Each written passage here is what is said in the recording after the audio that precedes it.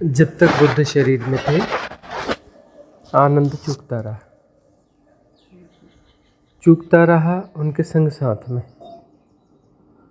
और संग साथ थोड़ा मोड़ा नहीं था, बहुत लंबा था, है ना, लगभग 40 साल का, 38-40 साल जो भी रहे हों। तो इतना लंबा संग साथ और आनंद चूक गया।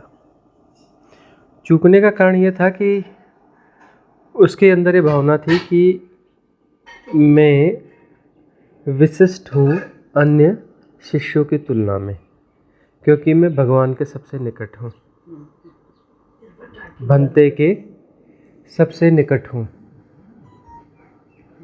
तो जो है यह भावना, श्रेष्ठता की भावना उसकी बाधा बन गई। मैं विशिष्ट हूँ, मैं श्रेष्ठ हूँ, मुझे जो है ज़्यादा वरीयता, हायरार्की ज़्यादा मिली हुई है। तो ये विशिष्टता, हायरार्की जो है, यह भाव सेपरेशन को मजबूत करता है। इस सेपरेशन से मुक्त होना साधना है ना। और सेपरेशन का कॉज जो है संभाल के बैठे हो, और कुछ कॉज को संभाल के बैठे हो जिससे सेपरेशन क्रिएट होता है कि मैं विशिष्ट हूँ। विशिष्ट हूँ का मतलब मैं हूँ ना, विशिष्ट हूँ का मैं अलग हूँ ना, विशिष्ट हूँ का मतलब मैं अलग हूँ। तो ये जो है कॉज संभाल के बैठा रहा तो आनंद जो है मुक्त होने से रह गया जब तक बुद्ध शरीर में थे।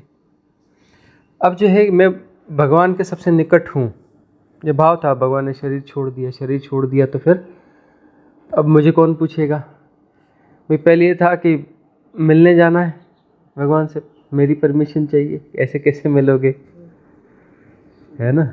भेंट करने कोई आएगा तो मेरे बगैर भेंट नहीं कर सकते, मैं उनके आसपास ही बैठूंगा, निकट बैठूंगा, तुम दूर बैठोगे। तो वह जो विशिष्टता का बोध था, अब वह वहाँ पर अब ये झटका लगा कि अब मैं तो निकट नहीं रहा, अब मुझे कौन पूछेगा। मेरी जो विशिष्टता का कारण था, कारण चला गया। मतलब उस नाम रूप के साथ, शरीर के साथ जो है प्रेम भी हो सकता है, आग्रह भी हो सकता है। नाम रूप और शरीर के साथ में प्रेम है तो प्रेम तुम्हें मुक्ति के मार्ग पे ले जाएगा, यदि आग्रह है तो आग्रह तुम्हें फंसाएगा। ऐसा होता है। ये मेरे ज़्यादा है, दूसरों के कम है, मेरे ज़्यादा है, मेरा ज़्यादा वो है, दूसरों का नहीं। तो वहाँ जो है समस्या पैदा हो जाती है, क्योंकि जहाँ पर भी मैं मेरा आएगा मतलब दायरा आएगा। मैं मेरा क्या है, एक मैकेनिज्म है ना सेपरेशन का, दायरा क्रिएट करना है ना, एक सर्कल क्रिएट करना है ना।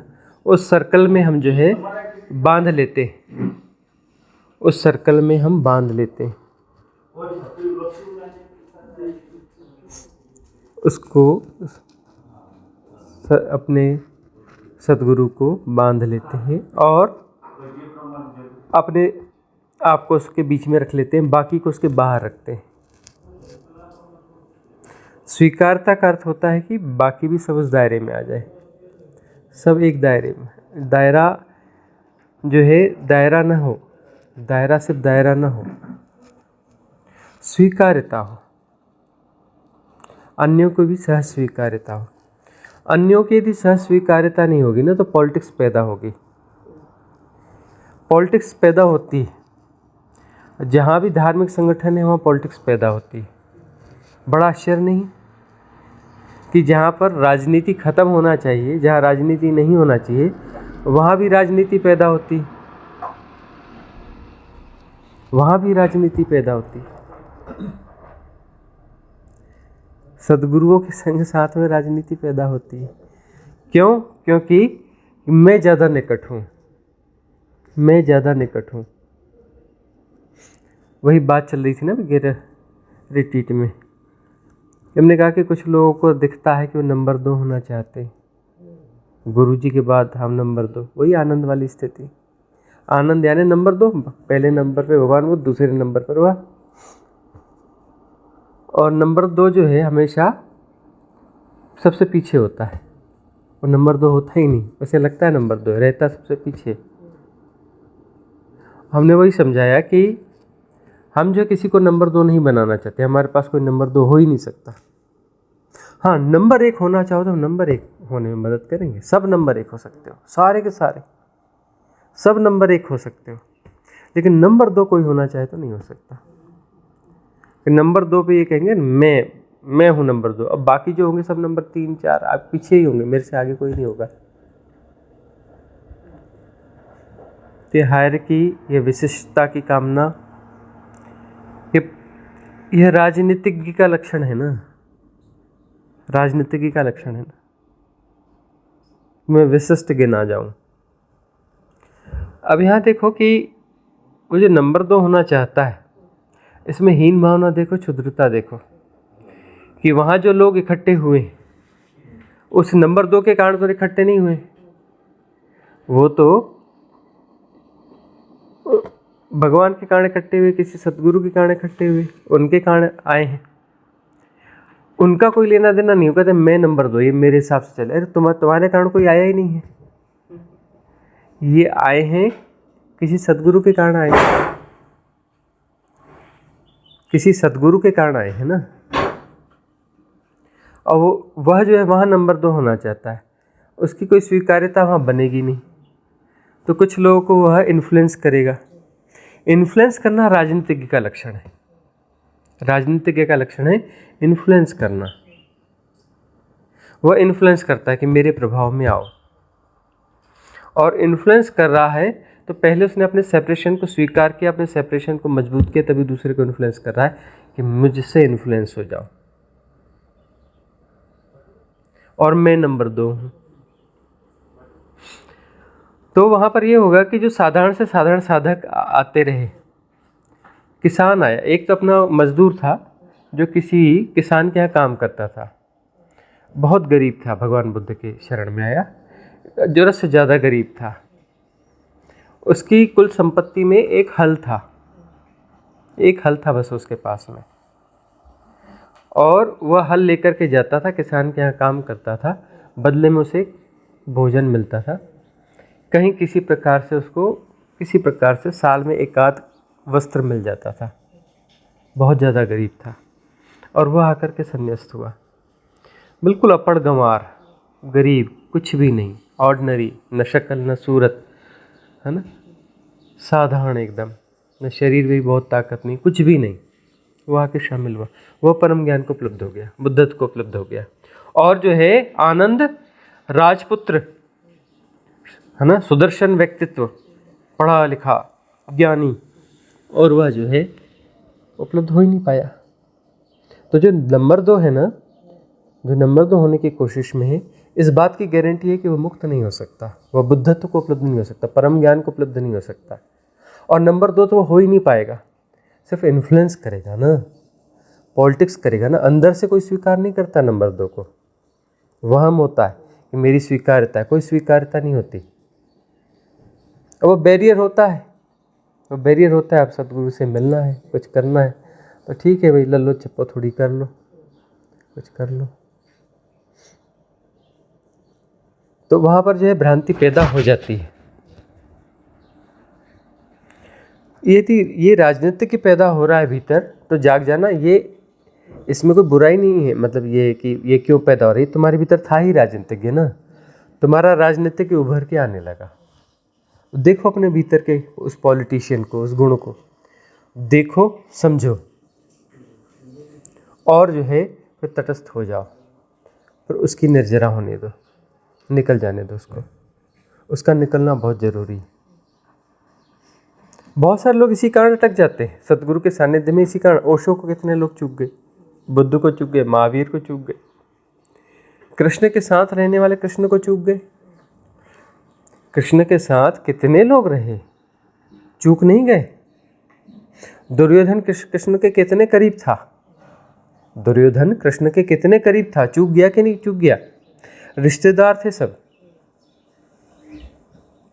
रिश्तेदार थे ना, निकटवर्ती रिश्तेदार थे ना, मित्र भी थे, साथ में खेले कूदे बड़े हुए, साथ में पढ़े लिखे।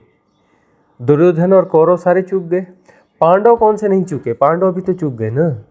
कौन परम ज्ञान को उपलब्ध हुआ, कोई भी उपलब्ध नहीं हुआ। युधिष्ठिर भी को परम ज्ञान को तो उपलब्ध नहीं हुआ, है ना। चूक जाना बहुत आसान है, 1000 कारण होते हैं, और सबसे बड़ा कारण होता है नंबर 2 वाली स्थिति कि मैं निकट हूँ, मैं सबसे निकट हूँ, गुरु जी के सबसे निकट में हूँ, सबसे निकट में हूँ, तो मैं तय हो गया ना, दायरा तय हो गया ना, और मैं ही तो समस्या है। आए थे मैं को मिटाने के लिए, और मैं को मजबूत करने का कोई टूल हमने डेवलप कर लिया, नया टूल डेवलप कर लिया। तो पॉलिटिक्स के बीज भीतर होते हैं, और जैसे वो पैदा होने लगे, गुटबाजी करते हैं ना कुछ लोग, दिखते हैं कि देखो गुटबाजी करने वाले, बस ये कि हमारे पास टिक नहीं पाते, उन्हें जाना पड़ता है। उन्हें लगता है गुटबाजी करते हुए वो यहाँ बने रहेंगे। हम कहते हैं नहीं, तुम यहाँ से जाना होगा। क्यों? क्योंकि तुम दूसरों की साधना भी खराब करोगे यदि गुटबाजी कर रहे हो तो, एक बात। दूसरी बात, तुम्हारा यहाँ विकास होना नहीं है कि तुम एक भंवर में फंस चुके हो, अब तुम्हें तो गोल गोल चक्कर मारना है, तो यहाँ से जाना तुम्हारे लिए भी अच्छा है। इसलिए इसी प्रकार से हम उनको विदा कर देते हैं, यहाँ से जाओ कहीं और भटको, क्योंकि यहाँ जीवन क्यों खराब कर रहे हो, तुम्हें पॉलिटिक्स ही करनी है। उनको तो हम सुझाव देंगे कि पॉलिटिक्स ही करनी है, कहाँ ये संस्थाओं में घुस के पॉलिटिक्स कर रहे हैं। अरे नगर निगम के चुनाव लड़ो, विधायक का चुनाव लड़ो, ठीक से पॉलिटिक्स में जाओ, पॉलिटिक्स में ही जाना है, ठीक से पॉलिटिक्स में जाओ। धर्म की पॉलिटिक्स क्यों कर रहे हो? धर्म की पॉलिटिक्स तुम कर नहीं पाओगे, होती नहीं है, इसमें हारते हैं बुरी तरह। वो वाली पॉलिटिक्स करोगे तो उसमें शायद थोड़ी बहुत सफलता मिल भी जाएगी, है ना। एमएलए बन जाओगे या कॉरपोरेटर बन जाओगे, कुछ ना कुछ तो बनोगे, कुछ समय तक तो उस भ्रांति को जियोगे कि मैं कुछ हूँ। वहाँ तुम्हें जो है तुम्हारे कारण से, तुम्हारे पद के कारण से लोग आएंगे। सदगुरु के सानिध्य में लोग आते तुम्हारे कारण से नहीं आते, वो उनके कारण से आते हैं, है ना। वहाँ तुम्हारे कारण से आएंगे, तो अच्छा है कि तुम उस पॉलिटिक्स में चले जाओ। पॉलिटिक्स करना ही तो उस पॉलिटिक्स में जाओ ना। तो आनंद चूक गया। आनंद का जीवन जो भी जैसा भी रहा, उसने अब ऐसा है कि डेटा है नहीं, उसने बहुत सारे साधकों को परेशान किया, बहुत सारे भिक्षुओं को परेशान किया होगा। जानते नहीं मैं कौन हूँ, नंबर 2, भगवान का सबसे करीब, बहुतों को परेशान किया होगा उसने। और उसके बाद जो उसको झटका लगा, और उसने अपने आप को फिर एक कमरे में बंद कर दिया। संगीती होने के बाद में संगीती हुई, सारे जो लोग थे इकट्ठे हुए जो उनके निकट थे और ज्ञानी थे, तो वहाँ यह भी गया आनंद। उसे कहा कि तुम उठ के जाओ, तुम्हें तो जाना पड़ेगा यहाँ से, तुम यहाँ बैठ नहीं सकते। क्यों? यहाँ तो बुद्ध पुरुषों की संगीती है, इसमें हर कोई नहीं बैठ सकता, तुम नहीं बैठ सकते, तुम बुद्ध पुरुष नहीं हो, तुम नंबर 2 हो नहीं नंबर 1 हो, कुछ भी हो, तुम यहाँ तो बैठने के पात्र ही नहीं हो, योग्य ही नहीं हो। मतलब तुम इतने पिछड़ोगे, यहाँ बैठने योग्य भी नहीं हो, उठो यहाँ से और जाओ। कितना बड़ा जूता पड़ गया उसको। मैं नंबर 2, जानते नहीं मैं कौन हूँ, उसको तुम यहाँ बैठने के पात्र ही नहीं हो, योग्य ही नहीं हो, उठो यहाँ से और जाओ। संगीत ही हो रही है, ये संगीत ही हो रही है, तुम्हारा यहाँ क्या काम है, उठो और जाओ। उसने अपनी कुटिया में जाके दरवाज़ा बंद कर लिया और पहली बार ढंग से साधना में बैठा। बातें बड़ी बड़ी, साधना जीवन में करता नहीं था।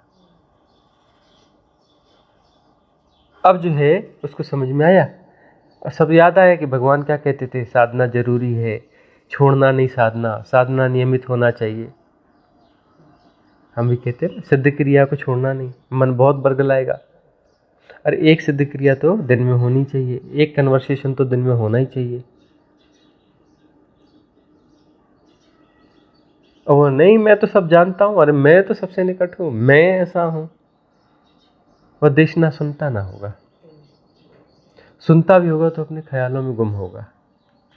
कभी वहाँ संयोग से बैठा है, सुनता भी होगा तो अपनी धारणाओं को बीच में लाता होगा। अहंकार बलिष्ठ था। अरे गुरु जी बस ऐसे बोलते रहते हैं, हाँ भगवान बोलते रहते हैं, उनका तो काम है बोलते रहना, दिन भर बोलते रहते हैं, लोग आते जाते रहते हैं, बोलते रहते हैं, उनका काम है तो। उपदेश करने बैठते हैं, रोज अपना उनका सेशन होता है। उनका काम ही लेना। हाँ, बैठता भी हो देखता हूँ, हाँ ये कुछ गड़बड़ कर रहा है, इसको ठीक करता हूँ, ये ज़्यादा उछल रहा है, इसकी वाट लगाता हूँ। घोड़ा भाग में ज़्यादा रहता होगा। अकेले भी उसको रहने का अवसर आया होगा, और रहा ही है वो, साथ में रहता था, छाया की तरह रहता था। तो उस अवसर पर भी उसके अंदर कोई मुमुक्षा न थी कि ऐसे प्रश्न पूछ सके कि जिससे उसका कल्याण हो जाए। मुमुक्षु था ही नहीं, वो पॉलिटिशियन था, मुमुक्षु था ही नहीं। तो पॉलिटिशियन कौन से प्रश्न उठाएगा? चूक गया।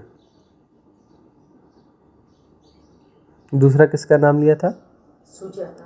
सुजाता। देखो, सुजाता जो है बच्ची थी, छोटी बच्ची थी,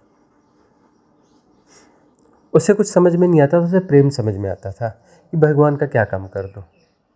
2-4 उसके मित्र थे, लड़के थे, वो और छोटे थे उससे, ये सबसे बड़ी थी।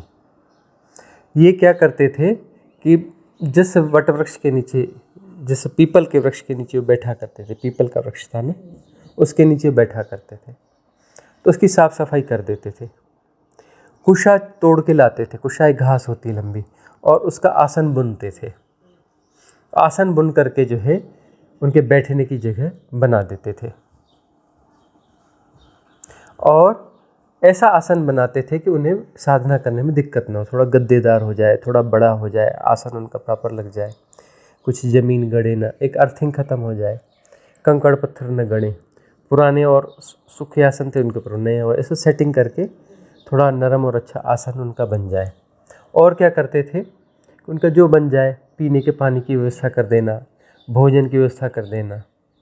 भोजन तो बहुत गरीब जगह पे थे, वह उस समय का बहुत गरीब इलाका था जहाँ वो रह रहे थे ना, उरुवेला एकदम गरीब इलाका था।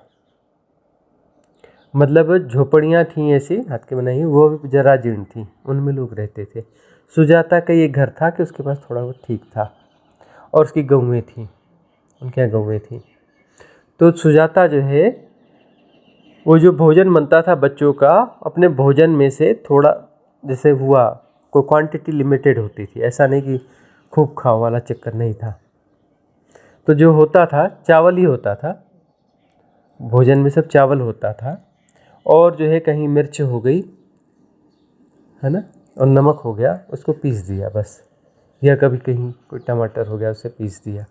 उसमें कुछ ऐसा विशेष पैदा भी नहीं होता था कि कभी कोई कंदमूल मिल गया कहीं, तो कंदमूल को थोड़ा सा कुछ बना दिया, इतना ही कुछ होता था उनके पास में, कुछ और विशिष्ट भोजन नहीं होता था। विशिष्ट भोजन कभी कभी बनता था, थोड़ा बस दूध वगैरह होता था। तो वो जो अपना उनको भोजन होता था ना, बच्चे अपने भोजन में से थोड़ा भोजन चुपचाप बचा लेते थे, और वो भोजन सब इकट्ठा कर लेते थे, और वह जो है पत्तों की एक पत्तल में इकट्ठा करके ले आके भगवान के सामने रखते थे कि भगवान ये भोजन कर लो। थोड़ा सा चावल होता था, और ऐसी कोई चटनी वटनी जैसी कुछ होती थी, चावल चटनी मिला के खा लो करके, जो भी थोड़ा सा होता था। छोटे छोटे बच्चों को जितना मिलता था उसमें से वो अपना आधा पौना खाते थे, थोड़ा थोड़ा बचा लेते थे। मैं 20-25% सबने अपना अपना बचा लिया, और इकट्ठा करके उन्हें दिया करते थे। अब वह जो सुजाता है, वह ये सारे बच्चे जो प्रेम से जुड़े हुए थे उनसे, और कभी कभार रोज़ बातचीत करते थे उनसे, रोज़ बात नहीं करते थे, बस प्रेमपूर्ण मिलन होता था, आंखों से आंखें मिलती थी, इतना काफ़ी था। छेड़ते नहीं थे बच्चे उन्हें ना। कभी कभी ऐसा होता था, अनुकूल परिस्थिति रहती थी, वहाँ कुछ ऐसे दिखते थे तो आसपास चुपचाप बैठ जाते थे, और कभी कभी उनकी चर्चा होती थी। रोज़ रोज़ चर्चा नहीं होती थी, कभी कभी चर्चा होती थी। वह जो है सुजाता ने कभी कोई बहुत गहरे प्रश्न पूछे नहीं उनसे। बच्चे थे, बच्चे, गांव के बच्चे, गरीब बच्चे, कौन से प्रश्न उनके भीतर उठते होंगे, लेकिन थोड़े बहुत प्रश्न फिर भी करते रहते थे, थोड़ी बहुत करते रहे, चर्चा चलती रहती थी। और अंत में जो है जब उनका जाने का परम ज्ञान उपलब्ध हो गया और उन्होंने कहा कि मैं जाऊंगा अब, जब तो जाने वाले समय में जो है उस समय बच्चे उनके साथ ज़्यादा बैठे कि अब जा रहे हैं। अब उन्होंने थोड़ा आग्रह भी किया कि हमें कुछ बताओ, ये सब क्या है, ये साधना बोलते हो, साधना क्या है, कैसे करनी, क्यों करनी चाहिए, क्या कारण है, थोड़ा समझाओ, बताओ। ऐसे कुछ कुछ प्रश्न वो पहले भी किया करते थे, तो पहले हल्की फुल्की चर्चा होती थी, लेकिन जो है उसमें ऐसी वह बात पूरी आती नहीं थी, क्योंकि उस समय वो ज्ञान को तो उपलब्ध हुए नहीं थे, सिद्धार्थ थे, बुद्ध तो न हुए थे ना, तो चर्चा होती थी, वह बात थी नहीं पूरी। अब ज्ञान को उपलब्ध हो गए, तो इस बीच में सुजाता के भीतर जो है कुछ महत्व प्रश्न पैदा हो गए। और देखते देखते देखते कि एक राजा जो है, एक राजकुमार जिसको सम्राट होना है, वह छोड़ करके अपने बीवी बच्चे को छोड़ करके आकर के यहाँ रह रहा है। भिक्षा का भोजन, मतलब बच्चे किसी प्रकार से इकट्ठा करके जो भी भोजन है, अब उसको जूठा सा कह लो, है ना, वह भोजन किसी प्रकार से हम देते हैं। एक बार थोड़ा सा भोजन होता है और वृक्ष के नीचे रहना होता है, कुछ भी नहीं है, कोई सुविधा नहीं है, नदी में सादा स्नान करना है, वस्त्र की कोई व्यवस्था नहीं है, जो है वस्त्र वही वस्त्र है। तो जो है ऐसा क्यों,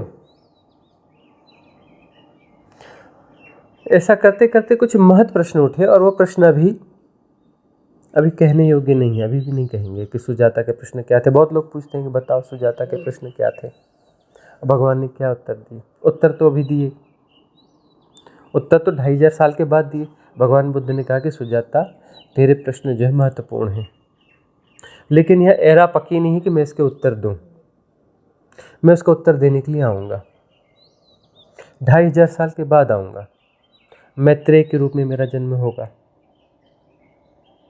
और तब मैं तुझे उत्तर दूंगा। क्योंकि वहाँ देख लिया ना कि इसके भीतर तो अभी बीज बोया जा रहा है, पहला बीज इन्होंने ही बोया, भगवान बुद्ध ने सुजाता के भीतर और उन बच्चों के भीतर जो है बीज बोया साधना का। पहली बार तो बीज हुआ, उतने समय बाद हुआ। उन बच्चों में से एक बच्चा जो है ज्ञान को उपलब्ध हो गया था, उसकी थोड़ी थोड़ी पात्रता थी, और बाकी पात्रता उसने यह सेवा करके अर्जित कर ली थी, तो वह जो है उसी जन्म में उपलब्ध हुआ। बाद में वो उनके पास गया, उनका शिष्य हुआ, और जो है भिक्षु हुआ और उपलब्ध हुआ। और वह उस समय भी राजी हो गया था, छोटा सा बच्चा 5-5.5 साल का था, वह राजी हो गया था कि मैं जो है आपके साथ चलता हूँ, मैं भी भिक्षु बनता हूँ, दीक्षा लेता हूँ। कहा नहीं, उसके माँ बाप थे नहीं, छोटे भाई और 2 छोटे भाई थे, 5-6 साल के बच्चे थे, उसकी जिम्मेदारी उसके ऊपर थी। तो जो है सुजाता के जो महत्व प्रश्न हैं,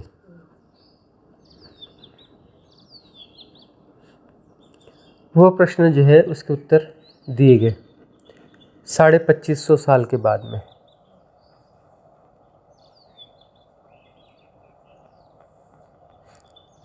और सुजाता की यात्रा पूरी होने के करीब करीब है, और कोई मायना नहीं रखता कि कितने साल बीत गए। यदि सद्मार्ग पर हो और सद्मार्ग पर रहते हुए लंबा समय भी हो जाए, तो भी चिंता की बात नहीं है। कुछ जन्म हो भी जाए ना, तो चिंता की बात नहीं है सद्मार्ग पर रहते हुए। गलत मार्ग पर हो तो वहाँ चिंता की बात होती है। सुजाता मुक्त न हुई, लेकिन मुक्ति के मार्ग पर आ गई, श्रोतापन्न तो हो गई ना। ज़्यादा से ज़्यादा 7 जन्म। तो अब जो है उसका समय पूरा होने को आ गया। सद्मार्ग पर हैं तो कभी भी देर नहीं हुई है। कुछ भोग भी लिए गए, कोई दिक्कत नहीं है, कोई दिक्कत नहीं है, तकलीफ़ें हो गई, कोई बड़ी बात नहीं है। सद्मार्ग पर तो हो, मुक्ति के मार्ग पर तो हो। कुछ जन्म कष्ट भोग लिए, बहुत महंगा नहीं है। परम ज्ञान को उपलब्ध होने के लिए कुछ जन्म भोग भी लिए सुजाता ने, तो कोई महंगा सौदा नहीं है। कितना भोगा? अरे 5-7 जन्म भोग भी लिए, कष्ट भोग लिए, बहुत बड़ा सौदा नहीं है, महंगा सौदा नहीं है। हाँ, अब इस एरा में यह बात है कि पात्रता है, पात्र लोग आए हैं, और यह जन्म जो है, यही जन्म मुक्ति घटेगी, इसी जन्म में घटेगी मुक्ति, यह संभावना है। अब चूकना चाहो तो चूक सकते हो, और दांव लगाना चाहो तो दांव लगा सकते हो, क्योंकि यहाँ पर जो दांव लगाओगे, अभी दांव लगाने के लिए परिस्थितियाँ अनुकूल हैं, और मुक्ति घटेगी, परम मुक्ति घटेगी, इसी जन्म घटेगी। और इस जन्म में जो तुम लंबाना चाहते हो लंबा सकते हो, और न चाहो, हम तो अभी और यहीं तैयार हैं, हम तो अभी और यहीं तैयार हैं ना। हमारी तरफ से तो देर नहीं ना, हम तो समय को नहीं जीते ना, हम समय को नहीं जीते, इसलिए हमारी तरफ से कोई व्यग्रता नहीं है। व्यग्रता तुम्हें पैदा होनी चाहिए इसकी, और व्यग्रता के साथ में साधना होगी तो त्वरा होगी, और त्वरा के साथ में व्यर्थता को जाना जाएगा। व्यर्थता को जानते ही रिलैक्स हो जाओगे, त्वरा भी चली जाएगी, व्यग्रता भी चली जाएगी। पहले हम तुम्हें व्यग्र करते, हम तुम्हें बेचैन बनाते, तुम हमारे साथ में रिलैक्स हो जाओगे ऐसा नहीं है। तुम पहले रिलैक्स थे, थोड़े हमारे साथ कम रिलैक्स हो जाते हो। पहले तुम ठीक थे, तुम हमारे साथ बेचैन हो जाते हो, हम तुम्हें बेचैन करते, हम तुम्हें व्यग्र करते, हम तुम्हारी सुख शांति छीन लेते हैं। ये याद रखना, हम तुम्हारी सुख शांति छीन लेते हैं, तुम्हें व्यग्र करेंगे। इस व्यग्रता के साथ में तुम्हारा वह बोध, निरीक्षण का बोध जागेगा, आत्मनिरीक्षण का, और तुम जो है व्यर्थता को देख पाओगे। व्यर्थता को देखने की दृष्टि जब विकसित होगी तो व्यर्थ व्यर्थ की तरह भासेगा, तो व्यर्थ को फिर सर्वाइव नहीं किया जा सकता, उसके साथ उसको जीवन नहीं दिया जा सकता, व्यर्थ को आगे लंबाया नहीं जा सकता। जब व्यर्थ व्यर्थ की तरह भास गया तो कोई शराबी कहता है शराब बहुत बुरी चीज़ है, लेकिन मैं क्या करूं, मजबूर हूं, मैं पीता हूं। बिल्कुल झूठ बोल रहा है, झूठ बोल रहा है। शराब उसके लिए सबसे ज़्यादा मूल्यवान चीज़ है, वो दुनिया को धोखा दे रहा है। अब मुझे भी पता है शराब से ऐसा होता है वैसा होता, क्या करूं, मजबूरी में पीता हूं। मजबूरी में नहीं पीता, वो उसकी प्रायोरिटी है, उसको लगता है कि दुनिया गई भाड़ में, बस शराब मिल जाए। एडिक्ट होता है ना, उस एडिक्ट को यदि कहा जाए कि पूरी दुनिया मर जाए, तू अकेला रह जाए, तो तू क्या राजी है?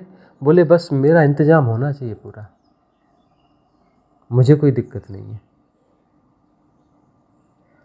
उसके सबकॉन्शियस माइंड में गहरे जाएंगे ना, मेरा इंतजाम, मेरे नशे पत्ते का पूरा इंतजाम चाहिए, मेरे भोजन रहने की मेरी व्यवस्था बस हो जाए। को दुनिया गई भाड़ में, सब मर जाए, एक साथ मर जाए, मुझे क्या लेना देना। तो व्यर्थता का बोध ही बिल्कुल अलग चीज़ है। तो व्यर्थता का बोध जगाने के लिए हम जो है तुम्हारे भीतर बेचैनी पैदा करते हैं, जगाने के लिए ना। व्यर्थता का हम तुम्हारे भीतर व्यग्रता पैदा करेंगे, बेचैनी पैदा करेंगे, उसमें तुम जागते भी हो। बेचैन होने के लिए थोड़ा जागना पड़ता है, सोया आदमी बेचैन नहीं हो सकता। तुम्हें हम जगाने के लिए तैयार हैं, तुम जागते नहीं हो। तुम जब भी जागोगे तो जागते ही मन हमला करेगा, सबकॉन्शियस माइंड अटैक करेगा, हैक करेगा, उदीर्णा होगी, बेचैन हो ही जाओगे। जब भी हम तुम्हें जगाएंगे तुम बेचैन हो ही जाओगे। हम वह नहीं करते, हम तुम्हें ही पहले ही बेचैन कर देते हैं। तुम्हारे भीतर के किसी पैटर्न को हम खुद जगाते हैं, तुम्हारे भीतर के संस्कारों को हम ठोकर मारते हैं, छेड़ते हम उन्हें और तुम्हें जगा देते हैं। तुम्हारे भीतर की बीमारियों को हम सुई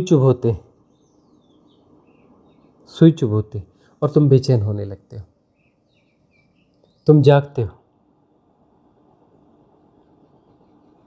जागते हो लेकिन जागने का सदुपयोग नहीं होता, बेचैनी होती है। फिर हम तुमसे कहते हैं कि अब तुम जो है थोड़ा सदुपयोग भी कर लो, जाग तो गई हो। लोग, साधक जो है हमसे प्रेम और घृणा एक साथ करते हैं, हमारे प्रति बड़े प्रेम से भरे होते हैं और हमारे प्रति बहुत क्रोध से भी भरे रहते हैं।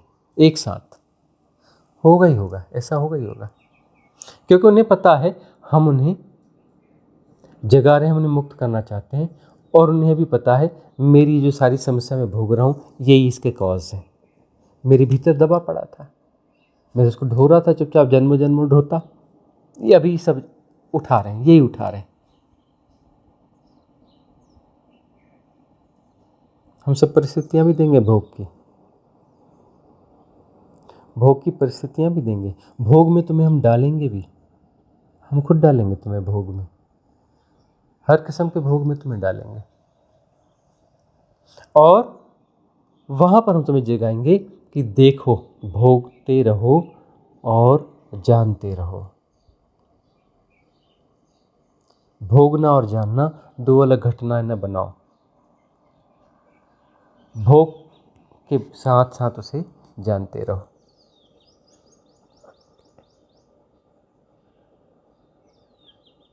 तब जो है यह जन्म सार्थक होगा। ये हमारी प्राविधियां हैं। तुम्हें जो दिखता है ना, इतना नहीं है।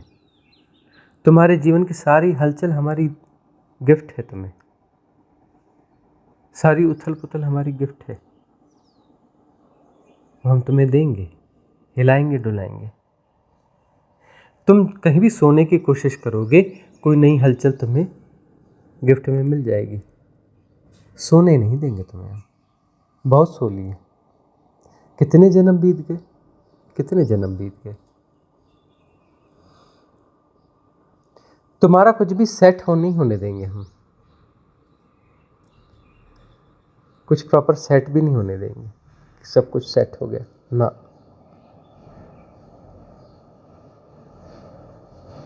तुम्हारे भीतर जो त्वरा है उस त्वरा को पैदा करेंगे, बाद में इसी को एज ए टूल यूज़ करेंगे, इस त्वरा को ही मुमुक्षा बना देंगे, यही मुमुक्षा बनेगी। देखो, मुमुक्षा में त्वरा होती है, उसके लिए त्वरा चाहिए। विषय आबद्धता जो है वह गलत है। तुम व्यग्र हो, बेचैन हो, वहाँ पर अभी तुम विषयासक्त हो संसार में, भोगों में, तुम्हारी आसक्ति भोगों में है, तुम्हारी आसक्ति संसार में है, तुम्हारी आसक्ति इसमें है कि मैं वेल सेटल हो जाऊं, सब ठीक हो जाए। वेल सेटल यहाँ कुछ होता ही नहीं है, कभी कोई नहीं हो पाया, तुम कैसे हो जाओगे? सब ठीक हो जाएगा, कुछ ठीक नहीं होता है, किसी का भी नहीं हुआ, तुम्हारा कैसे हो जाएगा? किसी का भी ठीक नहीं है, न होता है, न हो सकता है, असंभव है, राजी रहना पड़ेगा इसके साथ। यहाँ कभी कुछ ठीक होता ही नहीं। ठीक की भ्रांति थोड़ी पैदा होती है तो नींद आ जाती है, सब कुछ ठीक है, चादर ओढ़ के सो जाओ,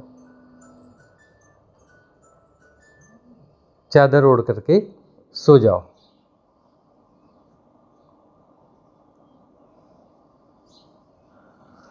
तो ठीक यहाँ पर कुछ होता ही नहीं है, ठीक यहाँ हो नहीं सकता, और यह जो कृपा है अस्तित्व की, यहाँ कुछ ठीक नहीं होता। रही सही कसर जो है हम पूरी करने के लिए तैयार हैं। तुम्हारे जीवन में हलचल पैदा होगी, व्यग्रता पैदा होगी, त्वरा पैदा होगी। तुम हमारी आलोचना से भरोगे, हमारे विरोध से भरोगे और फिर हमारे प्रेम में भी आबद्ध रहोगे। हमसे दूर भी नहीं जा पाओगे और हमारे साथ में भी दिक्कत में रहोगे। दोनों चीज़ें रहेंगी। इस विचलन में हम तुम्हें साधना की तरफ ले जाएंगे। इस विचलन के तुम्हें दृष्टा बनाएंगे, साक्षी बनाएंगे और फिर छलांग लेकर के पार। शिवोहम शिवोहम।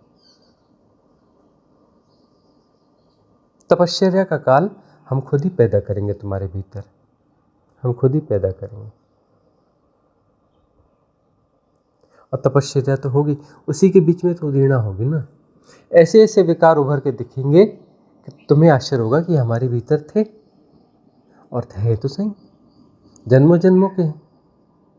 उसमें सही गलत का सवाल है ही नहीं, ये गलत है, अरे गलत सही कुछ नहीं होता, बस है और उसकी सफाई करनी है।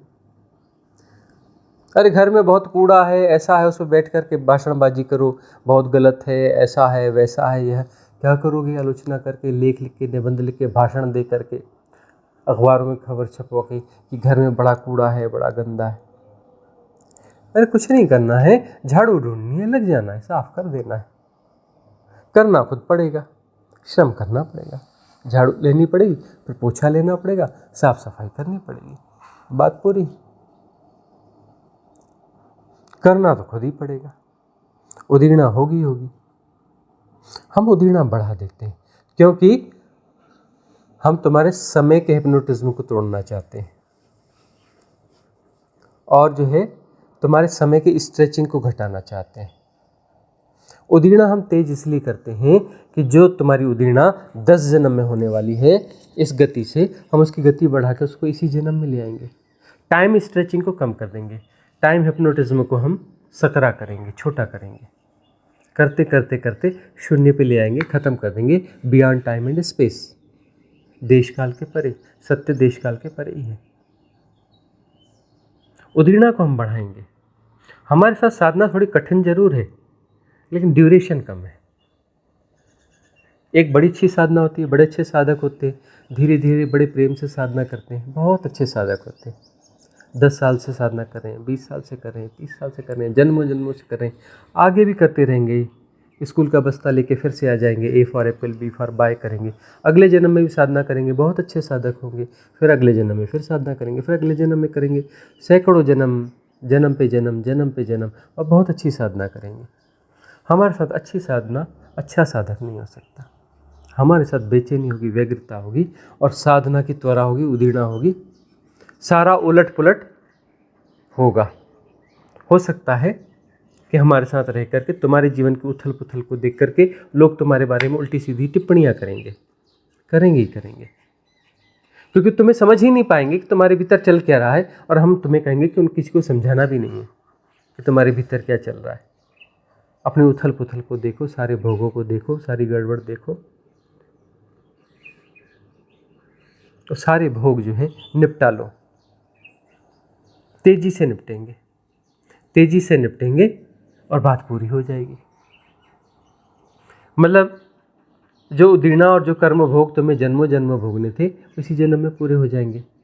हाँ, कर्मों के भोग पूरे पूरे नहीं होंगे, अंशतः होंगे, लेकिन अंश अंश होकर भी बहुत हो जाएंगे, क्योंकि सारे थोक में निभाने हैं ना, थोक में भोगने हैं ना, तो छोटे छोटे अंश मिलकर भी काफ़ी हो जाएंगे। भोग पूरा नहीं भोगना है, 100% नहीं भोगना है, मैं हम कहते हैं 1-8% भी नहीं भोगना है, लेकिन एक भोग थोड़े ना है। जन्मों जन्मों के 1600 करोड़ की आयु है तुम्हारी। बिग बैंग हुआ था, तब से तुम हो यहाँ पर, स्प्लिट होते होते यहाँ हुए थे, तुम ब्रह्म के रूप में पैदा हुए थे, तुम ब्रह्म हो, और स्प्लिट होते होते तुम कहते हो मैं यहाँ हूँ, मैं वहाँ हूँ, जानते नहीं मैं कौन हूँ, जानते नहीं मैं कौन हूँ। इस क्षुद्रता को जीते हो, और तुम ब्रह्म थे, ब्रह्म से स्प्लिट होते होते इस क्षुद्रता को जी रहे हो। अब हम तुम्हें आगे और स्प्लिट नहीं होने देंगे, तुम्हें ले जाएंगे वापस स्रोत पर, ब्रह्म के, अहम ब्रह्मास्मि, और वहाँ से भी धक्का मार देंगे ब्रह्म के पार। ब्रह्म भी तो सेपरेशन ही है ना, सेपरेशन ही है ना। अरे अनंत ब्रह्म पैदा होते हैं प्रतिक्षण इस कायनात में, इस अनंतता में अनंत ब्रह्म पैदा होते हैं प्रतिक्षण। अब तुम इस क्षुद्र एंटिटी में हो कि उस बड़ी एंटिटी में हो, ये तो सापेक्षिक बात हुई, रिलेटिव बात हुई। वह भी तो क्षुद्र ही होगा ना, ब्रह्म भी तो क्षुद्र होगा ना, क्योंकि अनंत ब्रह्मों में एक ब्रह्म है। कोई ऐसा थोड़ी कि 1 करोड़ ब्रह्म में एक ब्रह्म है, क्या 1000 करोड़ ब्रह्म में एक ब्रह्म है। अरे अनंत ब्रह्म प्रतिक्षण पैदा होते हैं, अनंत ब्रह्म प्रतिक्षण नष्ट होते हैं, उसमें एक ब्रह्म मतलब क्षुद्र ही हुआ ना।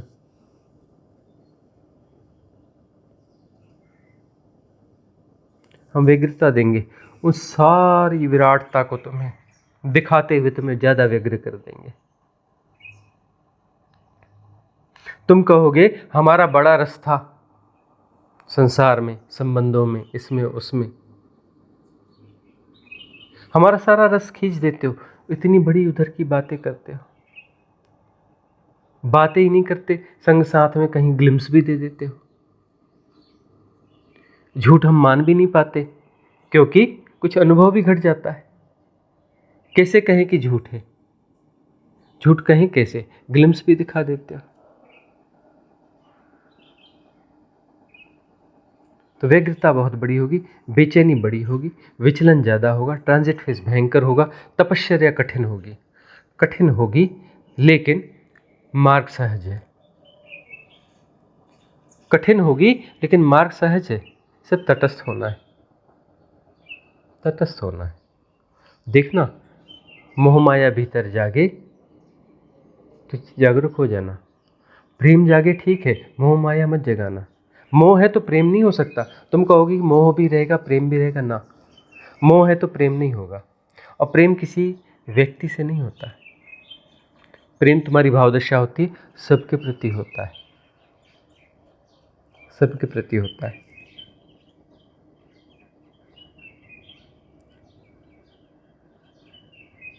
बस यही सजगता बनाए रखना। ये ट्रांजिट फेज होगा, यथाभूत जानते रहो, तटस्थ रहो। मोहग्रस्तता आए तो उसे देख लेना, तटस्थ रहना। मोह विसर्जित होगा, प्रेम आ जाएगा। तटस्थ नहीं रहोगे, विकार बलवान हो जाएंगे। तटस्थ रहोगे, विकार विसर्जित हो जाएंगे, रूपांतरण हो जाएगा, उसका ट्रांसफॉर्मेशन हो जाएगा, मोह ही प्रेम हो जाएगा, लोभ ही दान हो जाएगा, क्रोध ही करुणा हो जाएगा, रूपांतरण हो जाएगा। बस तटस्थता का मूल मंत्र संभाल के रखना, तटस्थ रहो।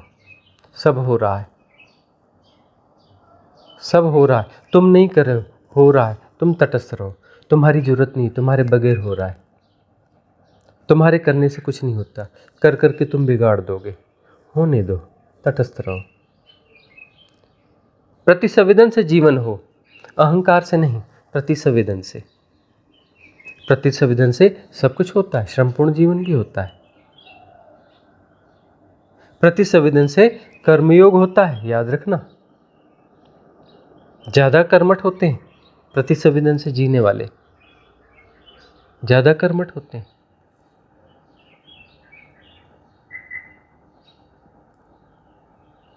तटस्थ रहना तो आनंद वाली दुर्गति नहीं होगी।